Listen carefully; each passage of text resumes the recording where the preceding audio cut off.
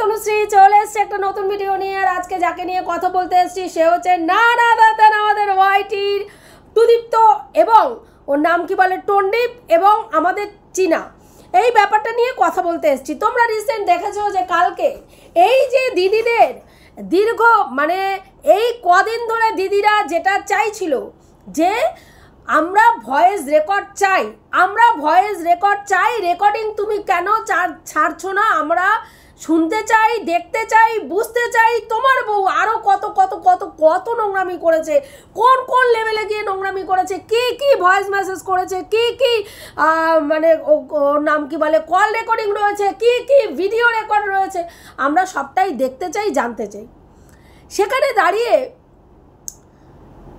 টন্ডিপকে তার ভিউয়ার্সরা বারবার বলছিল সে মিথ্যেবাদী, কারণ তার দিদিও এটা ভিউয়ার্সদের মাথায় ঢুকিয়েছে যে টন্ডিপ কিছুতেই রেকর্ডিং ছাড়তে চাইছে না। সেখানে দাঁড়িয়ে ভিউয়ার্সরা তার উপরে খেপে যাচ্ছে, ভিউয়ার্সরা তাকে মিথ্যেবাদী ভাবছে, কাজেই তাকে প্রমাণ করতে হবে সে মিথ্যেবাদী নয়, সে একেবারে সাফ সুতরা ধোয়া তুলসী পাতা। সেই কারণের জন্য সে কালকে ভয়েস রেকর্ড রিভিল করেছে।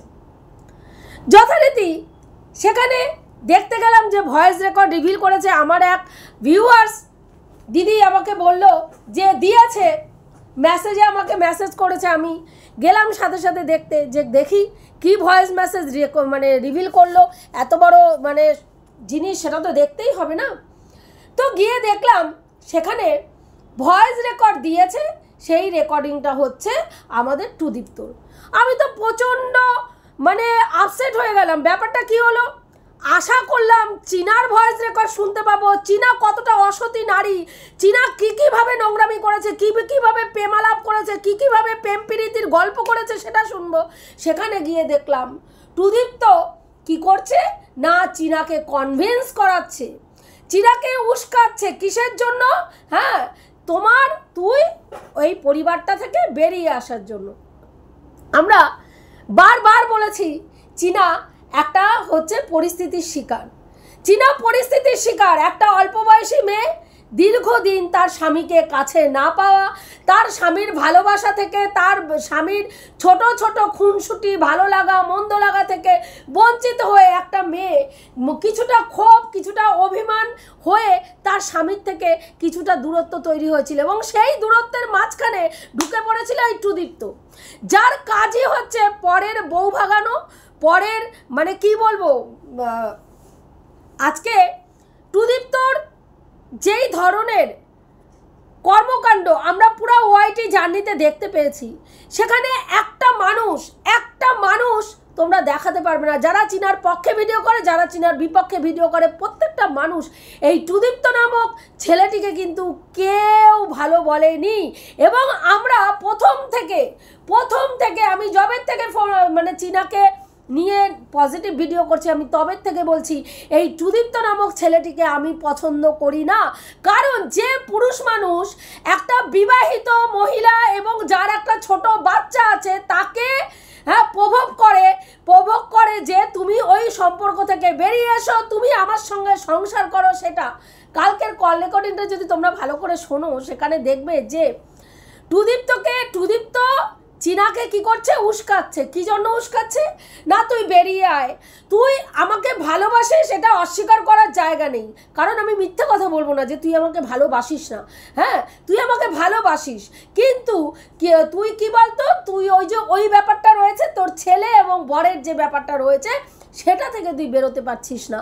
কারণ স্বাভাবিক, এটা স্বাভাবিক। একটা 5 বছরের সংসার জীবনে তিল করে একটা মেয়ে না স্বপ্ন দেখে সংসার জীবনটা তৈরি করে, এত সহজ জিনিস নয়। একটা সংসার ভেঙে বেরিয়ে যাওয়া একটা মেয়ের জন্য এত সহজ নয়। ছেলেরা পারে, পুরুষ মানুষরা পারে খুব চটজলদি অন্য সম্পর্কে জড়িয়ে গিয়ে নিজের স্ত্রীকে, নিজের সন্তানকে অবহেলা করে অন্যের স্ত্রী নিয়ে বা অন্য কোথাও পরকীয়ার সম্পর্ক করে নোংরামি বেলেলাপানা চালিয়ে যেতে পারে ডেসপারেটলি। কিন্তু একটা মেয়ে সংসার জীবনের কি বলুন তো, আমাদের মেয়েদের না নিজেদের সংসারের হাতা খুন্তি চামচ, ঘরের প্রত্যেকটা আসবাবপত্র, প্রত্যেকটা কোণার প্রতি ভালোবাসা থাকে। কেউ স্বীকার করলে ভালো, না স্বীকার করলে আরও ভালো। তো সেখানে দাঁড়িয়ে সেখানে দাঁড়িয়ে একটা মেয়ের পক্ষে 5 বছরের সংসার জীবন, তার ছোট্ট সন্তান, যেই সন্তানটা বেস্ট ফিট করে সেই সন্তানটাকে ছেড়ে বেরিয়ে আসাটা এত সহজ জিনিস ছিল না, যেটা আমরা বারবার বলেছি, বারবার ভিউয়ার্সদেরকে বোঝাতে চেয়েছি যে চীনা আজকে কোন পরিস্থিতিতে বেরিয়ে এসছে।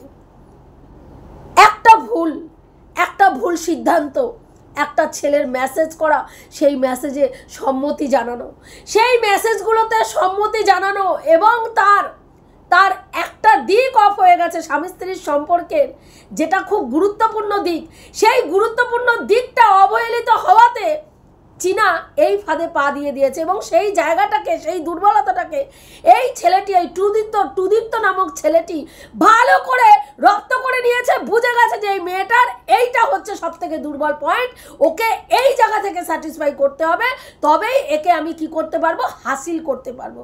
এবং চীনা সেই জায়গায় দাঁড়িয়ে দোটানার মধ্যে ছিল।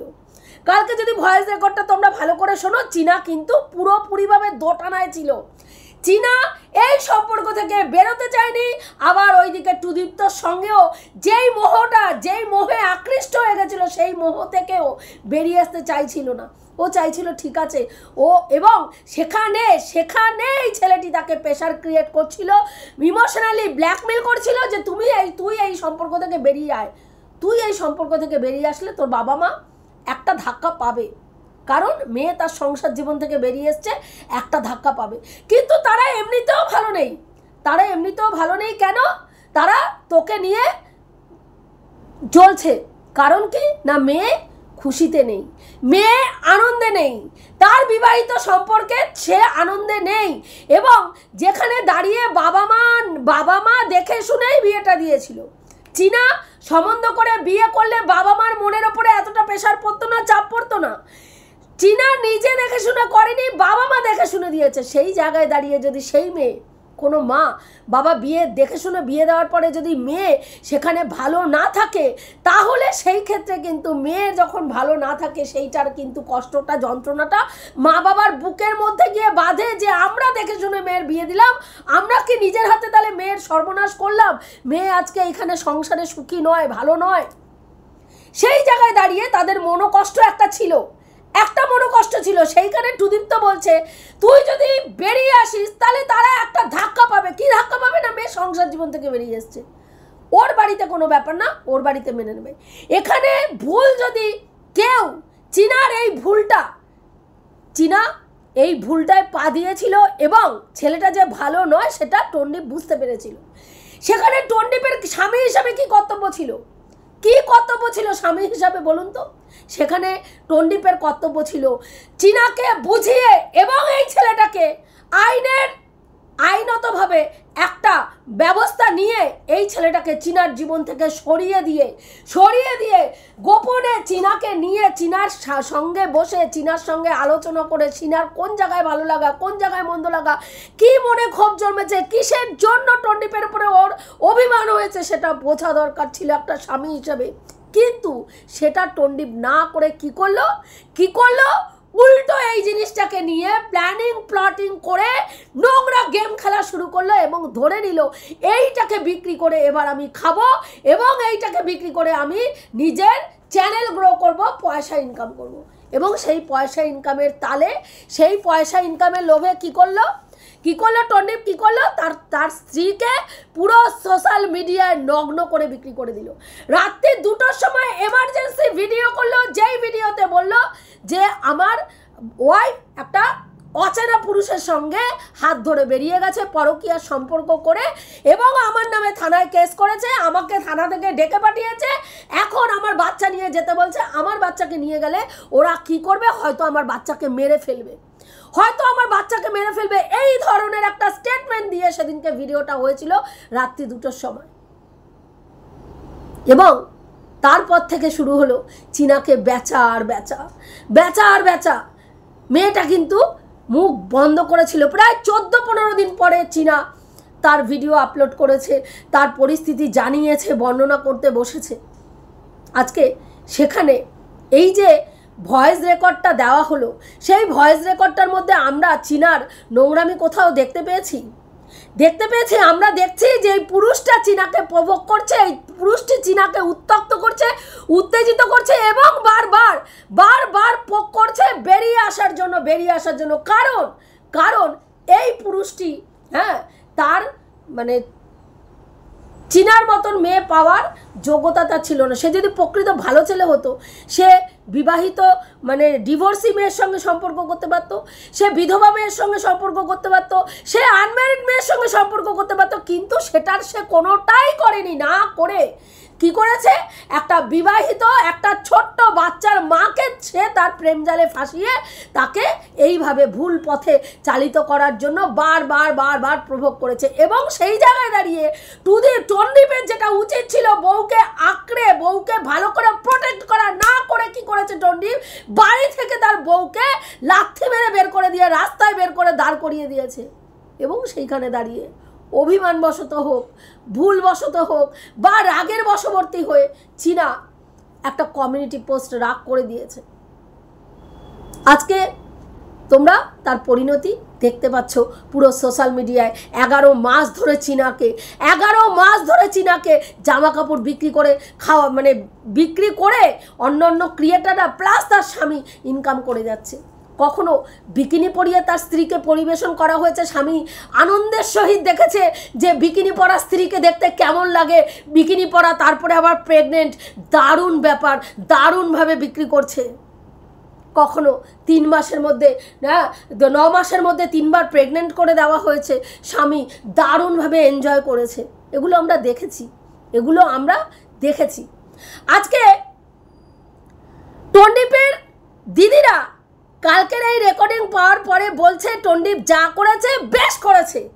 যদি কোনো টন্ডিপ কালকের ভিডিওতে ডেসপারেটলি বলছে যে ও যদি আজকে নিজের লাইফটা নিজে লিড করতে পারে, ও যদি সুখে থাকতে পারে, ও যদি ভালো থাকতে পারে, তাহলে আমিও থাকতে পারি। অবভিয়াসলি পারো ভাই, অবভিয়াসলি পারো। আমরা কোথাও বলিনি যে চীনা যদি আজকে ভালো থাকে তোমার ভালো থাকার অধিকার নেই, আমরা কেউ বলিনি। আমরা বলেছি ভালো থাকার অধিকার তোমার যেরকম আছে, ভালো থাকার অধিকার চীনারও আছে।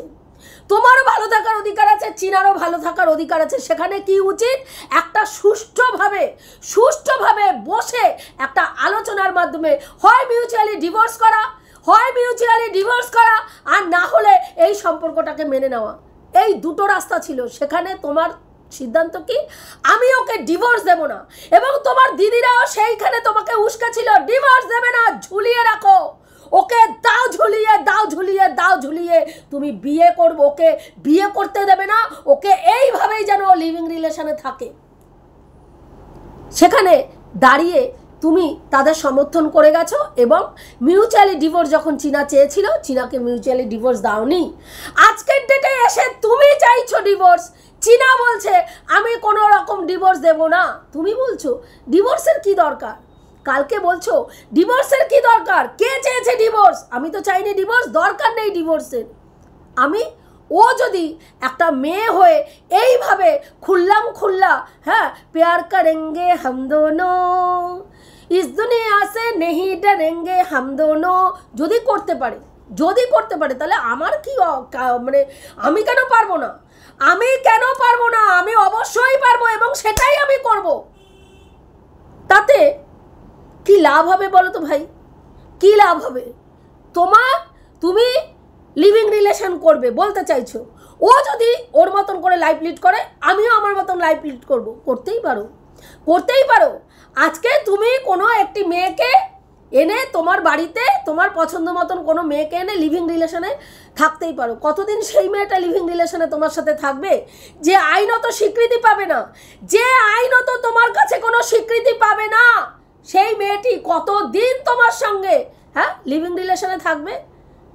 আজকে যদি তুমি ওকে ডিভোর্স না দাও, তোমার সেইখানে আস্তে আস্তে বয়স বেড়ে যাবে। চীনা এখনও 10 বছর পরে বিয়ে করলেও কোনো অসুবিধা নেই, ওর এখন বয়স অনেক কম, বা 5 বছর পরেও ও বিয়ে করতে পারবে। কিন্তু তোমার বয়স বেড়ে যাচ্ছে, সেখানে তুমি যদি মনে করো যে আমি ডিভোর্স দেবো না, ও যেরকম রয়েছে আমিও সেরকম থাকবো, আমি আমার মতন থাকবো, আমি ওকে ডিভোর্স দেবো না আর একটা লিভিং রিলেশন করব, ও যদি মহিলা হয়ে সব কিছু করতে পারে, আমিও পুরুষ হয়ে সব কিছু করতে পারি।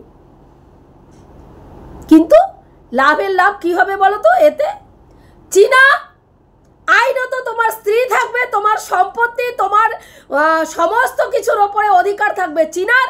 মাঝখান থেকে তোমাকে মানসিক এবং শারীরিকভাবে স্যাটিসফাই করবে অন্য কোনো মানুষ, এবং সে বঞ্চিত হবে আর সর্বদিক থেকে সব কিছু সুযোগ সুবিধা ভোগ করবে চীনা। সেটা যদি তুমি চাও করতেই পারো, কোনো অসুবিধা নেই, কোনো অসুবিধা নেই। আজকে চীনা তোমাকে কিন্তু কোনো রিভেঞ্জ মেন্টালিটির মধ্যে যায়নি। তোমার সঙ্গে যখন সম্পর্ক এরকম হয়েছিল, ও কিন্তু হাসি মুখে তুমি যখন এই সিদ্ধান্ত নিয়েছো যে ফেলা থুতু আমি আর চাটবো না, সেই জায়গায় দাঁড়িয়ে চীনা কিন্তু তোমাকে খুশি হ্যাঁ কোনো ঝঞ্ঝাটের মধ্যে না গিয়ে মিউচুয়ালি ডিভোর্স করে দিতে চেয়েছিল। কিন্তু সেখানে তুমি কি করেছো? সেখানে তুমি একাধিক সত্য রেখেছো, এবং এমন সত্য, যেই সত্য একটা মায়ের পক্ষে মেনে নেওয়া সম্ভব নয়। এক সত্য কি? দিদির কাছে, তোমার পাতানো দিদির ওপরে যা কেস করা হয়েছে সেই কেস তুলে নেওয়া হবে। 2, পোস্ট অফিসের যে 5 লক্ষ টাকা সেটা তোমাকে হস্তান্তরিত করতে হবে, চীনা সই দিয়ে সেটা তোমাকে দিয়ে দেবে। 3 হচ্ছে তোমার বাচ্চার ওপর থেকে, চীনার বাচ্চার ওপর থেকে চীনার সমস্ত রকমের অধিকার তুলে নিতে হবে। চীনা তার বাচ্চার সঙ্গে না তো দেখা করবে, না যোগাযোগ করবে, না চীনার কোনোদিনও সন্তান আছে কাউকে বলবে, এবং সেই মতনই তুমি তোমার বাচ্চাকে ভুলভাল শিক্ষা দিয়ে বলেছো যে চীনা এই পৃথিবীতে নেই। সবাই শুনতে পাচ্ছে, সবাই দেখতে পাচ্ছে, ক্রিয়েটাররা শুনতে পাচ্ছে, ভিউয়ার্সরা শুনতে পাচ্ছে, শুধু তুমি আর তোমার শিয়াল দিদি, এই 2 জন মানুষ শুনতে পাচ্ছে না যে তুমি বাচ্চাটা বলেছে ওর মা আর নেই, ওর মা মারা গেছে বলেছে, এটা ও শুনতে পায়নি। ও শুনতে পেয়েছে, বাচ্চাটা বলেছে, সোনা বাবা বলেছে মা চলে গেছে, ও শুনতে পেয়েছে, কারণ ও শুনতেই পাবে। সব জায়গায় ও ওর মতন করে কন্টেন্ট তৈরি করে নেয়, ধানকে পান শোনে, পানকে ধান শোনে, আর সব ক্রিয়েটাররা পানকে ধান শোনে, সব ভিউয়ার্সরা ধানকে কান শোনে, ও একদম সঠিক শোনে ভাই, এমন কান তৈরি করেছে একদম সঠিক জায়গায় সঠিক কথা শোনে। তো ওই ভণ্ড মেয়ে ছেলের কাছে ওর ভণ্ড মেয়ে ছেলের কথাবার্তা শোনার কোনো ইন্টারেস্ট নেই। এবার তুমি আজকে চীনার বাবা এবং মা, আজকে তুমি বলছো চীনা সুখ ভোগ করছে, চীনা ভালো আছে, ওর কোনো আনন্দে রয়েছে, ওর কোনো কোনো কষ্ট নেই, কিচ্ছু নেই। সন্তানের জন্য আজকে ও সন্তানকে চাইছে। ও কোনোদিনও সন্তানকে ফোন করেছে? ও কোনোদিনও সন্তানের খোঁজ নিয়েছে?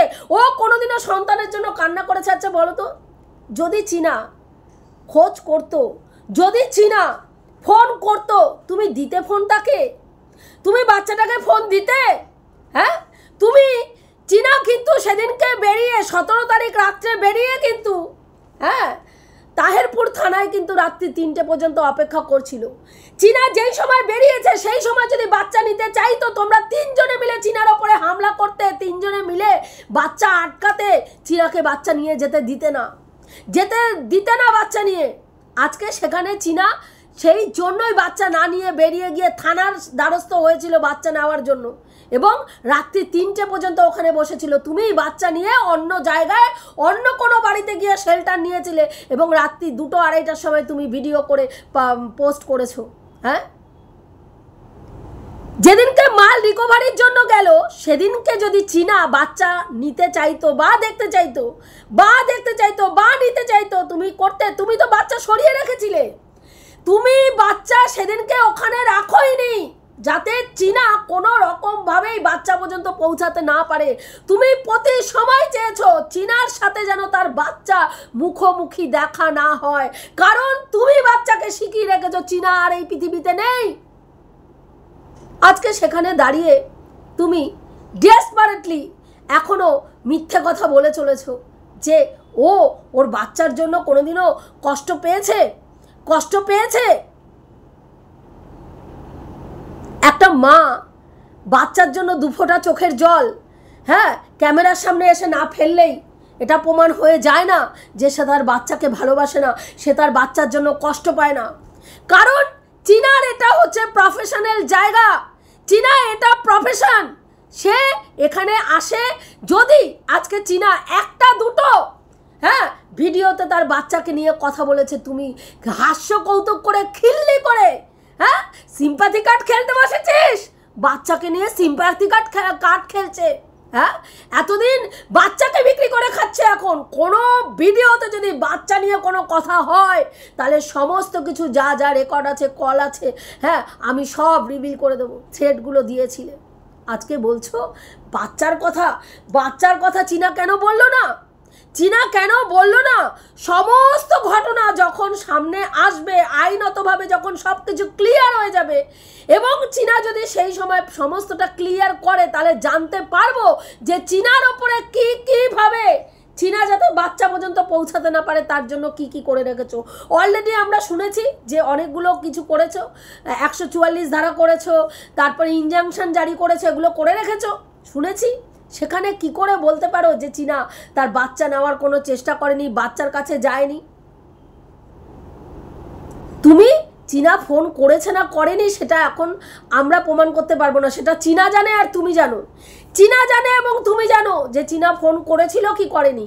চীনা যেহেতু আইনের প্রসেসে চলছে, চীনা কোনো ব্যাপার এই নিয়ে কথা বলবে না, এবং চীনার মুখ থেকে যতক্ষণ আমরা না শুনছি আমরা সত্যিটা কিছু বুঝবো না, সেটা নিয়ে কোনো কথা বলার মানেই হয় না। আজকে চীনা যেই ভুলটা করেছে সেই ভুলটা লঘু পাপে তুমি গুরুদণ্ড দিয়েছো। একটা মেয়ে সেই ব্যাপারটা থেকে একটু সহযোগিতা দরকার ছিল বেরিয়ে আসার জন্য। আজকে সেই ভুল স্টেপটা সে নিজে পস্তাচ্ছিল, এবং কালকের রেকর্ডিংয়ে পরিষ্কার বোঝা গেছে যে চীনা তোমাকে কতটা ভালোবাসতো। চীনা এই সংসারটা ছেড়ে বেরোতে চায়নি।